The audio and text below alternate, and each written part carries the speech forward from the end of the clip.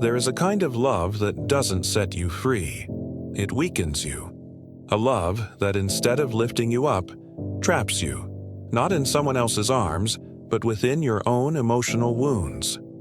Carl Jung warned of this when he said that anything that dominates us emotionally and remains unconscious becomes our destiny. This kind of love, the one that blinds and demands total surrender, often hides unhealed wounds from the past. When someone gives up their identity in exchange for affection, it's no longer love, it's submission. In such relationships, love becomes a passive force where the other gains power not through merit, but through emotional dependence. Machiavelli, on the other hand, saw human emotion as a weakness to be exploited. For him, true power came from the ability to manipulate feelings, and love, when poorly managed, could be one of the most effective weapons for domination. The prince, he said, should not be loved at the expense of his authority. Now imagine the reverse. An ordinary person becomes emotionally enslaved by someone charismatic, persuasive, but cold. Those who love excessively without balance become predictable, manipulable, and above all, vulnerable.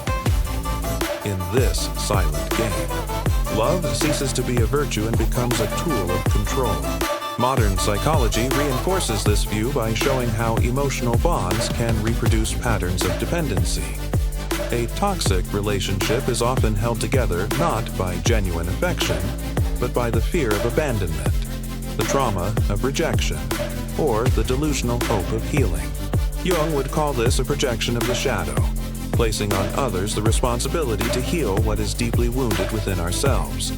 And while we wait to be saved, we hand over control of our emotions, decisions, and even our self-worth.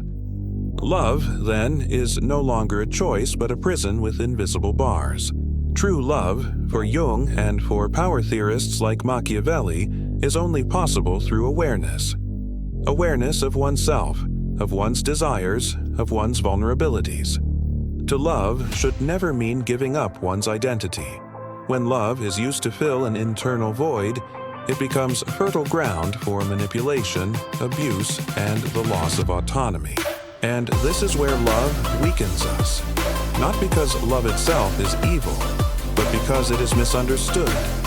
The one who learns to love without losing themselves, who recognizes their wounds before seeking healing in someone else, that person can truly love.